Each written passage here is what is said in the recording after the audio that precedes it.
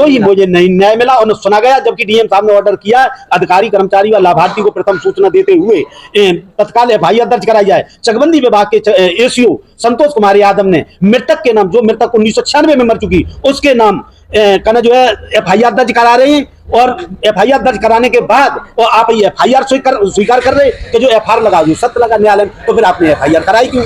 ना डीएम साहब इस पर कोई रिस्क ले रहे हैं, ना माननीय मुख्यमंत्री जी ले रहे हैं। मेरा नाम आपेंद्र कुमार।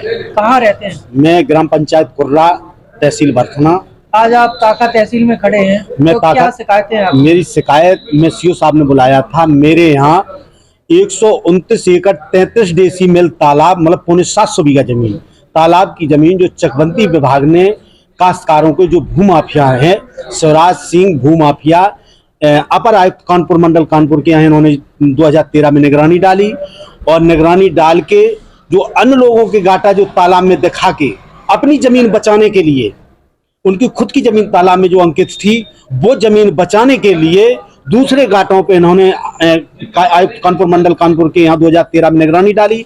14 में आयुक्त महोदय ने ऑर्डर किया कि 1951 की वो रखते हुए जो तालाब में जमीन अंकित है वो तालाब ही रहे 1951 तक, मतलब 1359 फसली जमीन जो तालाब में अंकित है वो तालाब ही रहेगी, चाहे वो बैनामा हो, चाहे वो मतलब जो किसी प्रकार किसी मद में जमीन गई होगी, लेकिन वो तालाब में ही अंकित रहेगी। सुप्रीम कोर्ट के सख्त आदेश है कि तालाब, कुआं, ये बावरी, ये किसी तरीके से कब्जा नहीं हो सकते, अगर किसी ने करा भी लिया तो निरस्त भी हो जाएंगे उनके। तुरंत निरस्त होने चाहिए, जिसमें हिंचलाल तिवारी बनाम कमला देवी की रूलिंग है।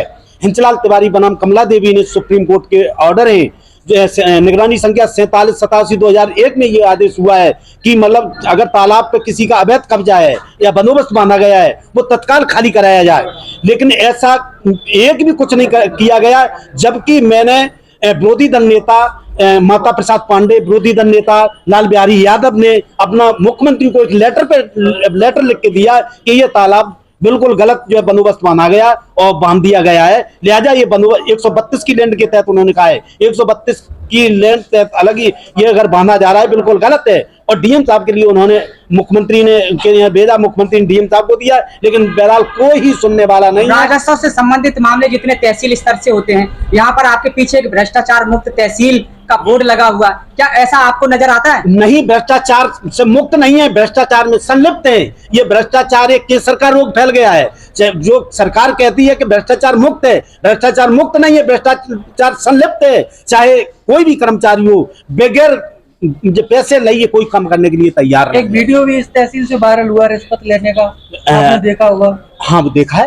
तो जो सब ऐसे चलते रहते हैं, अधिकारी कहते हैं ऐसे चलते रहते हैं, कोई अधिकारी इन पर असर पड़ने वाला नहीं है और न कोई अधिकारी अपना दबाव मानते हैं। योगी जी सरकार में माननीय मुख्यमंत्री महोदय जी की सरकार को तो भैया मानते हैं कुछ नहीं, नथिंग। जबकि हम ये कह रहे हैं कि बाबा जी का बिल्डोजर तैयार रहता है, योगी जी महाराज मुख्यमंत्री जी का अगर बिल्डोजर तैयार, तो मेरे कुर्ला में फिर बिल्डोजर कहाँ चला गया? उनका 16 बिल्डोजर इटावा के नाम पे उनका बिल्कुल जो है क्या मतलब जो है ये जो विरोधी दल के नेताओं की वजह से उनके क्या बिल्कुल तेवर ढीले पड़े हुए हैं क्या? जो आपने तालाब की जमीन का ये जिक्र रखा, ये कौन सी तहसील में पड़ता है? ये तहसील भरथना में पड़ता है साहब।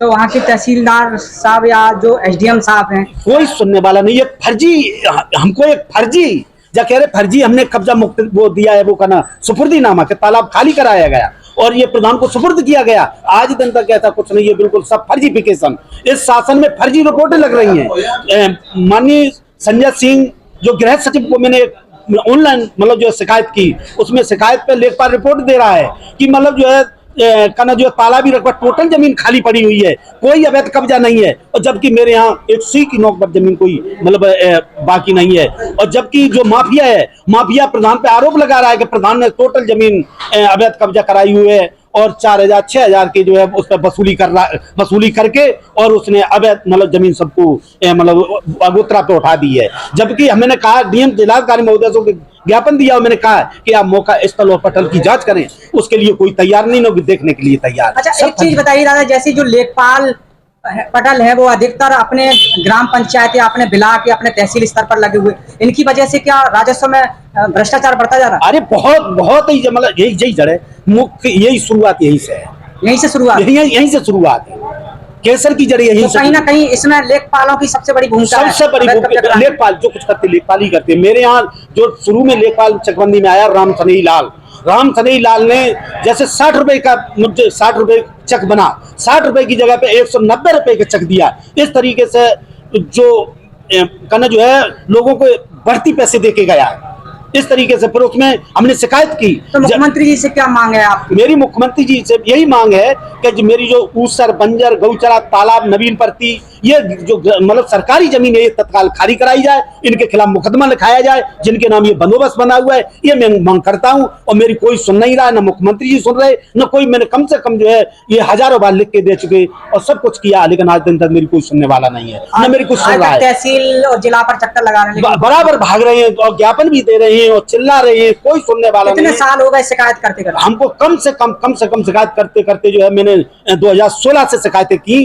और आज 2025 चल रही है, इतना समय हो गया। जबकि डीएम साहब ने ऑर्डर किया कि मतलब अधिकारी, कर्मचारी व लाभार्थी को प्रथम सूचना देते हुए एफआईआर दर्ज कराई जाए, जो फर्जी आदेश चढ़े हुए थे। कई डीएम आए जिले पे, कई एसडीएम आए, तहसीलदार आए, लेकिन आज तक कोई मुझे नहीं न्याय मिला और न सुना गया। जबकि डीएम साहब ने ऑर्डर किया अधिकारी, कर्मचारी व लाभार्थी को प्रथम सूचना देते हुए तत्काल एफआईआर दर्ज कराई जाए। चकबंदी विभाग के एसीओ संतोष कुमार यादव ने मृतक के नाम, जो मृतक 1996 में मर चुकी, उसके नाम कहना जो है एफआईआर दर्ज करा रहे हैं। और एफआईआर दर्ज कराने के बाद और आप ये एफआईआर स्वीकार कर रहे कि जो एफआईआर लगा जो सत्य लगा न्यायालय में, तो फिर आपने एफआईआर कराई क्यों? ना डीएम साहब इस पर कोई रिस्क ले रहे हैं, ना माननीय मुख्यमंत्री जी ले रहे हैं। तो हमें तो ये दिखाई दे रही है तो मुख्यमंत्री से लेके का सभी भ्रष्ट, अब सब भ्रष्ट, पूरा शासन ही भ्रष्ट है। हमें तो यही समझ में आ रहा है, चाहे माननीय योगी जी हो, चाहे कोई भी हो। मैं योगी जी के सामने कह सकता हूं कि जब मेरी कोई सुनाई नहीं हो रही तो हमें तो ये जगह बहु भ्रष्टाचार में संलिप्त है।